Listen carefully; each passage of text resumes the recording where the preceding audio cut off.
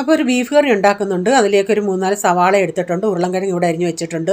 ഇഞ്ചി വെളുത്തുള്ളി ഇതെല്ലാം ഇതിൻ്റെ അകത്ത് അരിഞ്ഞിട്ട് ആദ്യം തേങ്ങാക്കൊത്തൊക്കെ വഴറ്റി പിന്നെ ഇതെല്ലാം കൂടെ ഒരുമിച്ച് വഴറ്റി എടുത്തതിന് ശേഷം അതിലേക്ക് പൊടികൾ ചേർക്കുന്നുണ്ട്. മഞ്ഞൾപ്പൊടി, മല്ലിപ്പൊടി, മുളക് പൊടി, ഗരം മസാല, കുരുമുളക് പൊടി ഇതെല്ലാം കൂടെ മൂത്തതിന് ശേഷം ഇതിലേക്ക് വേവിച്ച ബീഫ് കൂടെ ചേർത്ത് കൊടുക്കുന്നുണ്ട്. ലാസ്റ്റിൽ ഇതിലേക്ക് കടുക് വറുത്ത് ചേർക്കുന്നുണ്ട്. അപ്പോൾ ഈ വീഡിയോയുടെ ഫുള്ളായിട്ടുള്ള വീഡിയോ വിജീസ് കിച്ചൻ ചാനലിൽ ഇട്ടിട്ടുണ്ട്. അപ്പോൾ കടുകൊക്കെ വറുത്ത് ഇതിൻ്റെ അകത്ത് ചേർത്തിട്ടുണ്ട്. ഇപ്പം നമ്മുടെ ബീഫ് കറി ഇവിടെ റെഡി ആയിട്ടുണ്ട്. അപ്പോൾ വൈകുന്നേരം ഞാനൊരു കൊഴുക്കട്ട ഉണ്ടാക്കുന്നുണ്ട്. അതായത് നമ്മുടെ ചോളപ്പൊടിയും കൊണ്ടുള്ള കൊഴുക്കട്ട. സാധാരണ നമ്മൾ ഉണ്ടാക്കുന്നത് പോലെ ഗോതമ്പൊടിയും കൊണ്ട് എങ്ങനെ ഉണ്ടാക്കുന്നത് അതുപോലെ തന്നെ, പക്ഷേ നല്ല സോഫ്റ്റായ കൊഴുക്കട്ടയായിരുന്നു. അടിപൊളിയായിരുന്നു. നിങ്ങളും ഒന്ന് ട്രൈ ചെയ്ത് നോക്കേ. അതിനുശേഷം ഞാൻ ഇന്നലെ മീനച്ചാർ ഉണ്ടാക്കിയായിരുന്നു. എനിക്ക് ഓർഡർ ഉണ്ടായിരുന്നു. അപ്പോൾ അതൊക്കെ ഇന്ന് കുപ്പികളിലാക്കണം. പിന്നെ കുറച്ച് ചിക്കൻ അച്ചാർ വേണമായിരുന്നു. പിന്നെ വെജിറ്റബിൾ അച്ചാറും വേണമായിരുന്നു. അപ്പോൾ ഇന്നത്തെ വീഡിയോയിലെ വിശേഷങ്ങൾ ഇതൊക്കെയായിരുന്നേ.